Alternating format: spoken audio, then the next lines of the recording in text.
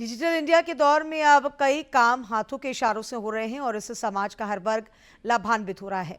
गिरिडीह के लोगों के जीवन में भी इस योजना की वजह से सुखद बदलाव आया है।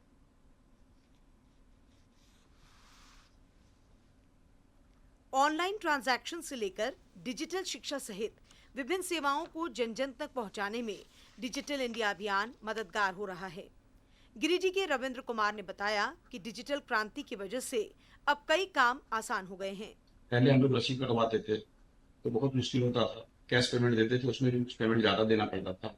और वो ऑनलाइन रसीद कटता है तो ब्लॉक वगैरह का चक्कर लगाना नहीं पड़ता है। मैं क्या, फोन पे गूगल पे वगैरह किसी से भी हम लोग पेमेंट वगैरह कर देते हैं और वो आसानी से पेमेंट चला जाता है और रसीद भी हम लोग को तुरंत मिल जाता है। महिलाओं को भी डिजिटल इंडिया ने जीने की नई राह दिखाई और सिखाई है। टुन्नी देवी की माने तो डिजिटल इंडिया अभियान से न सिर्फ नगद लेकर चलने से आजादी मिली है, बल्कि अब वे घर के सामान और रसोई गैस घर बैठे मंगा पाती हैं। इतना ही नहीं, सोशल मीडिया और मोबाइल के प्रयोग से उन्हें खाना बनाने सहित घर के अन्य कामकाज के ऑनलाइन टिप्स भी मिलते रहते हैं। नगद पैसा लेकर के कैश जाना पड़ता था, तो अब वो चीज़ नहीं ले जाना पड़ता है। एक मोबाइल के सहारे सारा चीज़ हो जाता है।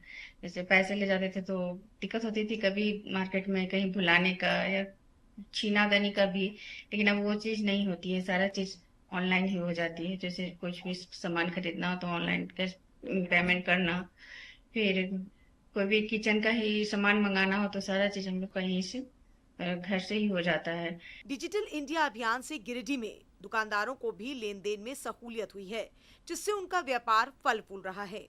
फायदा है यही, कैश लेने और देने में सुविधा होता है।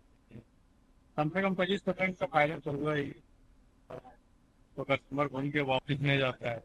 ऐसे देखिए, धंधा में जब मतलब जो है सो नगद कैश जिसके पास नहीं रहता है वो तो मोबाइल से ही देता है।